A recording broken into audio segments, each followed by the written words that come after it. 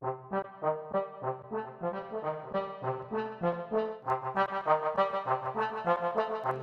you to the swamp now. To the swamp. Everybody stand up. Clap, slap, jump to the bump, they bump. To the swamp. Everybody stand up. Clap, slap, jump to the bump, they bump. Back, slap, jump to the bump, they bump. Bully, bully, bully, wella, wella, wella. A new acapella coming at you, fella. Ziggy, ziggy, ziggy, shaka, laka, laka. Mr. Malaka with the new motherfucking rocker. The girl them skill chick. Thunderball, some give it to, some give it to, some give it to our girls. Bye. Bonjour à tous et bienvenue pour ce 13e numéro de Promenade de l'Info. Le concept est simple, on se balade tout en vous donnant des infos et aujourd'hui nous sommes à Cours-Saint-Émilion. Au sommaire, on parlera actu avec Sophie Crier, politique avec Martial Léon. Dans les infos plus, on parlera médias, cinéma, théâtre avec Anaïs Neal. Et enfin, dans le bonus de l'info, ce mois-ci, nous recevrons le journaliste sportif Lionel Rosso qui nous parlera entre autres de son arrivée sur la nouvelle chaîne de la TNT, l'équipe 21. Promenade de l'info, c'est parti. Mr. Malaka with the new motherfucking rocker. Back, slap, jump to the bump, they bump. Boy, watching now, she put you down, Rihanna round, papa, bum, bum. Et tout de suite, l'info du mois avec Sophie, ça va? Franchement bien. Oui, tu m'étonnes. Et en info du mois, on va parler d'une lettre assez surprenante. Oui, alors comme d'habitude, l'actualité est assez chargée, plein de mauvaises nouvelles, plein de drames, etc. Donc j'ai voulu parler de quelque chose de beaucoup plus léger. Cette fameuse lettre de Maurice Taylor, PDG de Titan. Ouais. Voilà, donc grosso modo, pour remettre dans le bain, l'entreprise Titan était intéressée par le rachat de Goodyear Amiens. Et finalement, quand il est allé à Amiens, il a préféré les macarons plutôt que l'entreprise. Et il explique pourquoi dans une lettre adressée à Arnaud Montebourg qui a été donc publiée. Une lettre qui a fait couler beaucoup d'encre. Exactement. Et pourquoi? Parce qu'il dit dans cette lettre que les salaires sont très chers, sont très élevés, que les employés travaillent 3 heures, des jeunes prennent une pause pendant 1 heure, papotent pendant 3 heures c'est ce qu'on fait nous aussi. Et retravaillent un petit peu. Donc oui, mais nous on n'est pas payés. donc ensuite il explique que Titan n'a jamais voulu faire baisser les salaires, mais que quand on veut être payé 7 heures, il faut au moins en travailler 6, ce qui m'a fait, je l'avoue, beaucoup sourire. Beaucoup sourire, tu m'étonnes. Voilà. Et en fait, ce qui m'a le plus choqué dans cette histoire, mais on en parle beaucoup moins, c'est que lors de sa visite, apparemment un des syndicats aurait dit que tout simplement c'est comme ça que ça se passe en France. Oui. D'ailleurs des syndicats que M. Taylor appelle les barjots des syndicats communistes. Oui. Et on va continuer avec un petit clin d'œil pour les matheux. Oui, spécial matheux, il en faut pour tout le monde et pour tous les goûts, effectivement. C'est sûr, c'est pas mon cas. Mais il s'est passé un truc incroyable.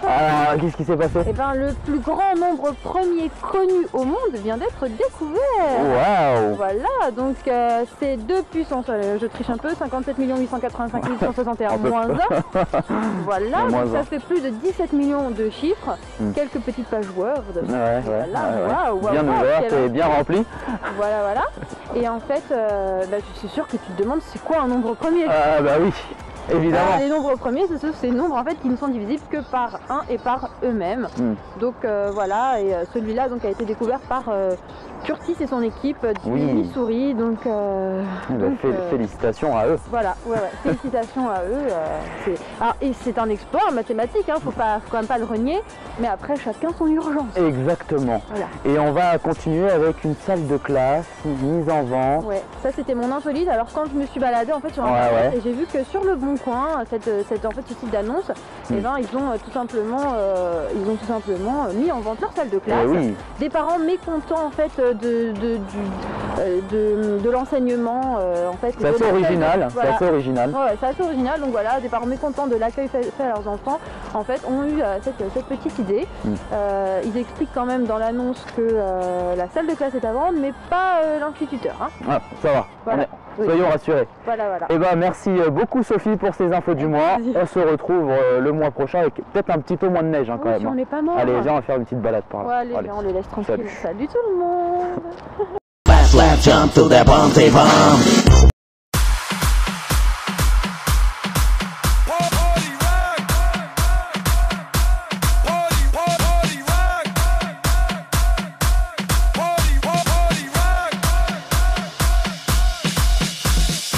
Et tout de suite, l'info politique avec Martial. Ça va Martial? Bah écoute, bien, mais un peu frisqué quand même.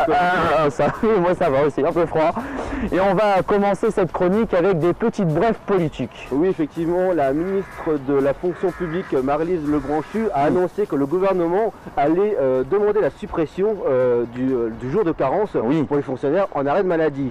Elle estime quand même que c'est injuste et pas normal que pour les agents, que c'est humiliant pour les agents. Ah ben, oui.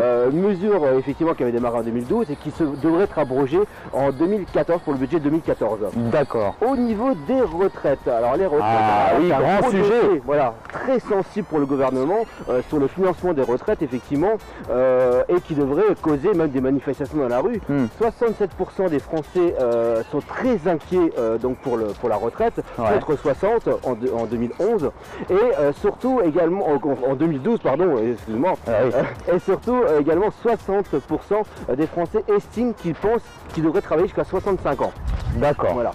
Au niveau des municipales. Ah, les municipales. On commence à en parler effectivement des municipales. Alors, on sait que Rachida Dati, maire du 7e, et que NKM ont déjà annoncé leur candidature. Et Pierre-Yves Bournazel également. Voilà, du 18e, si je ne me trompe pas. Exactement. On sait également que François Fillon, pour l'instant, ne sait pas encore trop ce qu'il va faire. Par contre, Jean-Luc Borloo annonce qu'il a renoncé totalement. Et une nouvelle, Bernard Tapie à Marseille. C'est pas vrai. Ah ben il va pas se présenter parce qu'il n'a pas envie d'avoir un divorce au niveau de sa femme. Donc il a annoncé qu'il n'allait pas se présenter.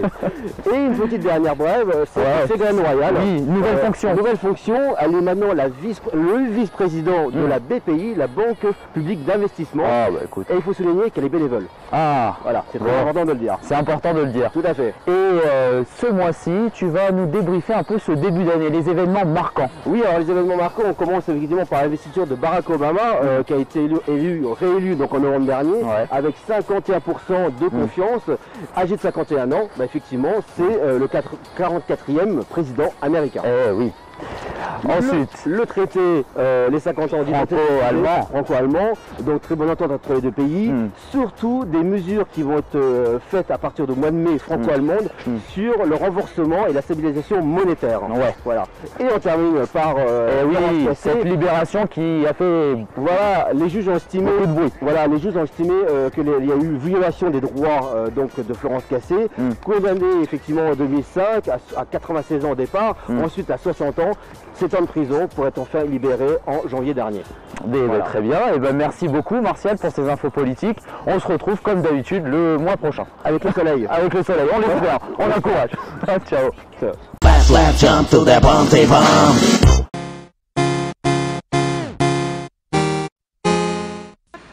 Et tout de suite, les infos plus avec toi. Anaïs, ça va? Ça va Nico Très fraîchement. Et en Actu Média, on va parler de toutes ces chaînes qui se copient. Exactement Nico. Est-ce que tu sais qu'on pourrait presque revenir au début des années 60 quand il y avait une seule et unique chaîne? Ah bon? Parce que là on a beau avoir 26 chaînes, on a l'impression d'avoir un seul et unique programme. Exemple, The Voice sur TF1, un télécrochet moderne, novateur. Bah donc ça, la La Starac sur Énergie 12, la Nouvelle Star sur D8 et ça fait beaucoup. Popstar. Bah ça en fait des stars, mais qui brillent pas par leur originalité. Puis je te parle même pas des séries type Les Experts ou de la scène de crime jusqu'à la morgue, c'est d'un ennui mortel. Puis quand t'as la chance de rester en vie Nico, c'est dans un hôpital. Ah oui. Docteur House. Ah bon, tu penses? Et Grey's Anatomy. Attends, je viens de trouver le clone Made in France, l'hôpital. Alors l'hôpital, créé en 2007 par les Frankenstein de TF1, le monstre placé sous coma artificiel faute d'audience, et ressuscite tout à coup sur Énergie 12. Ah bon? Ah non, vite l'euthanasie. Non, parce que là, l'acharnement thérapeutique, dans ce cas-là, c'est du crime en série.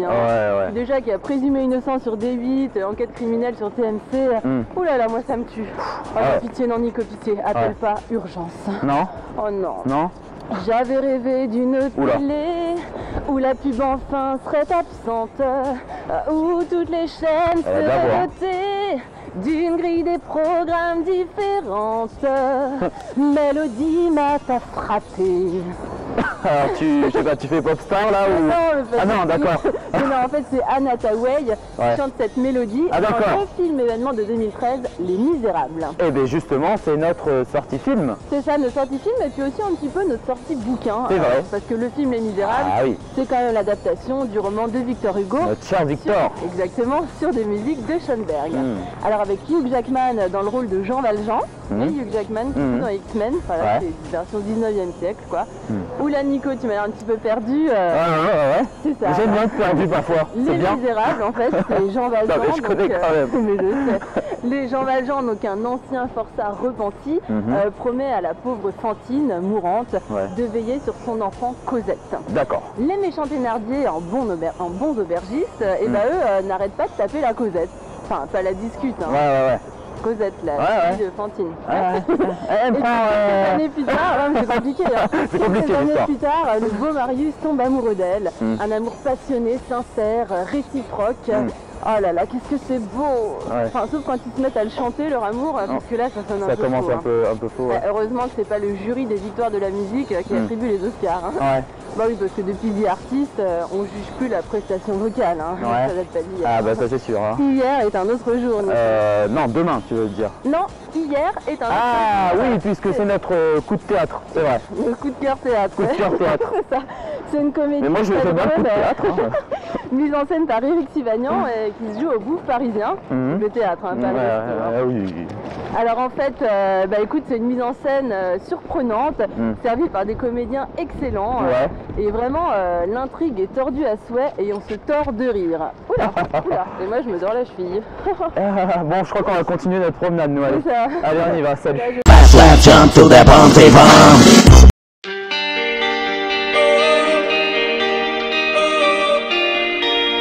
Tout de suite, le bonus de l'info et nous recevons le journaliste sportif Lionel Rousseau. Bonjour. Bonjour Nicolas, bonjour à tous. Alors vous avez rejoint il n'y a pas si longtemps la chaîne gratuite de la TNT, l'équipe de 21. C'est une nouvelle aventure pour vous? Alors c'est une nouvelle aventure en effet parce que j'ai eu quelques expériences par le passé, mais là ça a été une véritable opportunité avec, vous le savez, l'attribution de 6 nouvelles fréquences sur la TNT, sur la télévision gratuite, et l'équipe 21 fait partie de ces chaînes. Donc en effet ça semblait logique, évident de rejoindre à la fois cette chaîne qui est une chaîne de sport, une chaîne d'info, une chaîne gratuite et qui appartient aussi à une marque aussi. Sans doute, oui bien sûr, même si juste avant moi je travaillais sur Direct 8 notamment, anciennement, aujourd'hui D8 et anciennement Direct 8.